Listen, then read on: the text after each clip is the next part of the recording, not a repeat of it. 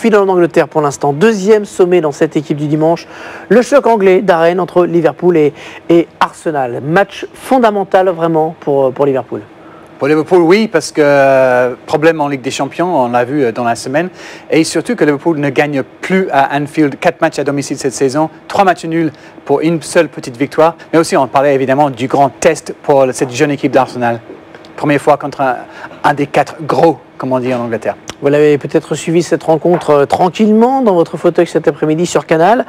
D'autres ont décidé de la vivre dans un pub parisien. C'est le cas du club de supporters de Liverpool en France. Vous les connaissez bien, Darren? Oui, on les connaît bien, les supporters de Liverpool en France. On les salue. Et là, cet après-midi à Paris, ils avaient invité les homologues, on dit en français, les supporters d'Arsenal en France, de partager leur quartier général de Rush Bar. On va les retrouver tous ensemble. Et Guillaume Pivot a vécu ce match magnifique. C'était un très grand match parmi tous ces gens passionnés. Reportage. Le Rush Bar en hommage à Ian Rush, l'ancien attaquant des Reds. C'est là que se réunissent les supporters français de Liverpool. Et aujourd'hui, leurs invités fans d'Arsenal vont découvrir que le Rush Bar n'a rien à envier à Anfield.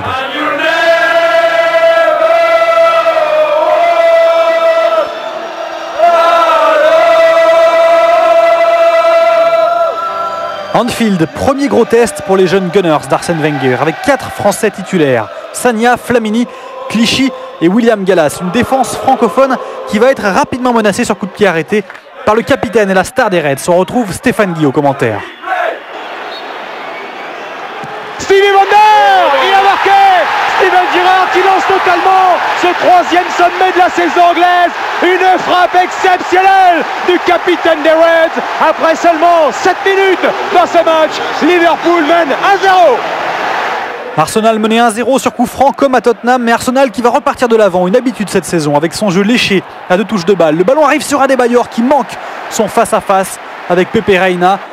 Puis c'est le centre de Rosicky qui va semer la panique dans la défense des Reds. Ipia repousse sur Eboué et c'est Carragher qui repousse de la tête.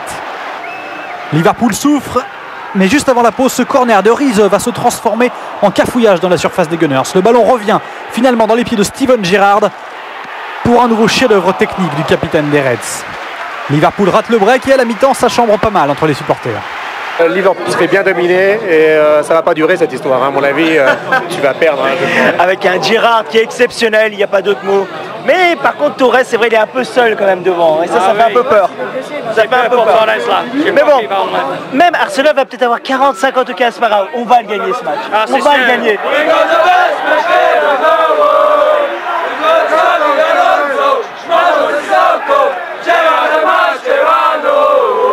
Ça chambre en chanson et ça chambre aussi Alex Ferguson, le rival mancunien en tribune.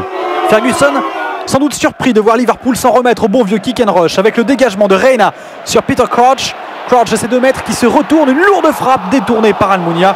Crouch avait remplacé Torres, blessé à la pause. Le ralenti pour le plaisir des yeux. Arsenal qui évite le break, mais cet avertissement va surtout les remettre dans le sens de la marche.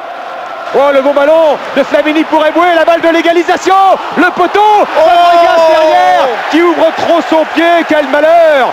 Fabregas moins en réussite que mercredi en Ligue des Champions, mais l'inévitable égalisation va finir par arriver. Leb, maintenant qui a pris l'espace, Leb qui attend la montée de Fabregas, et le petit pointu de Fabregas qui égalise à un peu plus de 10 minutes de la fin.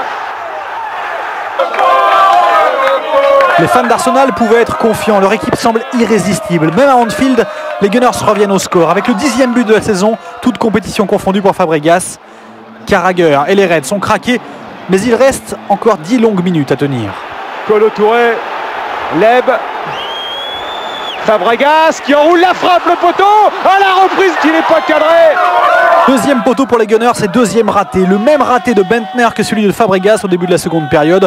Alors au Rush Bar, on commence sérieusement à s'inquiéter, mais dans le temps additionnel, Liverpool va encore s'en remettre à son capitaine. La bonne déviation pour Steven Gerrard. Et quel tacle. Gallas sauvegarde le point du nul pour Arsenal, un résultat largement mérité. On n'en dira pas forcément autant pour Liverpool, même si le partage des points rassure en partie les Reds. Les 2 équipes restent invaincues en championnat. Et pour la petite histoire, c'est le 1000e match nul de Liverpool en Première Ligue. Ça méritait bien un dernier hommage.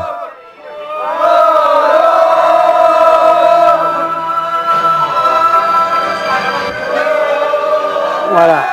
On a chanté le You'll Never Walk Alone dans ce Rush Bar de Paris. Ils sont essentiellement français, ces supporters de Liverpool. Hein.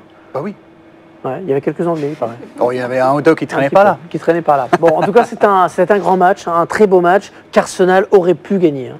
Oui, avec ces deux poteaux, on les a vus, les deux ratés derrière. C'était peut-être plus facile de contrôler avant de tirer. D'abord Fabregas et puis après Bentner.